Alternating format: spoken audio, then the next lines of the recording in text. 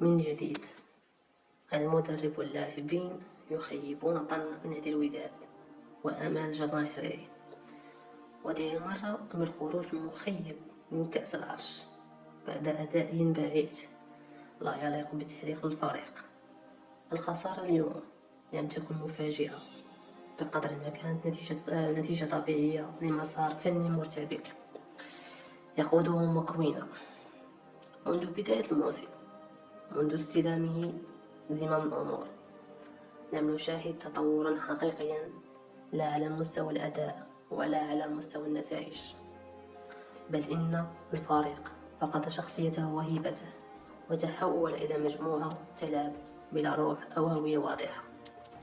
الجمهور الودادي الذي اعتاد على رؤية الفريق يقاتل حتى آخر لحظة بات يشاهد نسخة باهتة من الوداد لا تشبه ما نعرفه، لا خطط واضحة، لا قراءة جيدة للمباريات، ولا قدرة على التحكم في مجرياتها. التبديلات تأتي متأخرة أو تكون عشوائية، والخيارات الفنية في أغلب الأحيان تطرح علامة استفهام. المدرب يبدو كأنه لا يعرف إمكانيات لاعبيه ولا يمتلك الجرأة لاتخاذ قرارات قوية تعيد توازن الفريق. الخروج من كأس العرش أمام المغرب التطواني ليس مجرد خسارة عابرة، بل هو دليل صارخ على الفشل التام في تسيير المرحلة وعلى أن المشروع الحالي لا يحمل أي أفق واضحة. مكوينة لم ينجح في التعامل مع الضغط ولا في بناء منظومة قوية، بل بدأ كأنه ضائع وسط التحديات، مكتفيا بالتصريحات بعد كل هزيمة، بينما الفريق ينهار أمام أعين الجميع. الوداد أكبر من أن يتحول إلى فريق عادي. هذا النادي لا يقبل إلا بالمنافسة على كل الألقاب، ولا يحتمل موسما آخر من الإحباط والتجارب الفاشلة. جماهيره صبرت كثيرا، دعمت بكل ما تملك، لكنها اليوم وصلت إلى مرحلة لا عودة.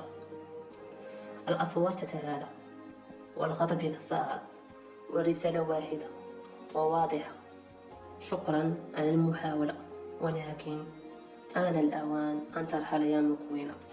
لا مزيد من الوقت ولا فرصة أخرى، لأن الوداد ببساطة يستحق الأفضل. مكوينة، شكرا، ولكن حان الوقت الرحيل.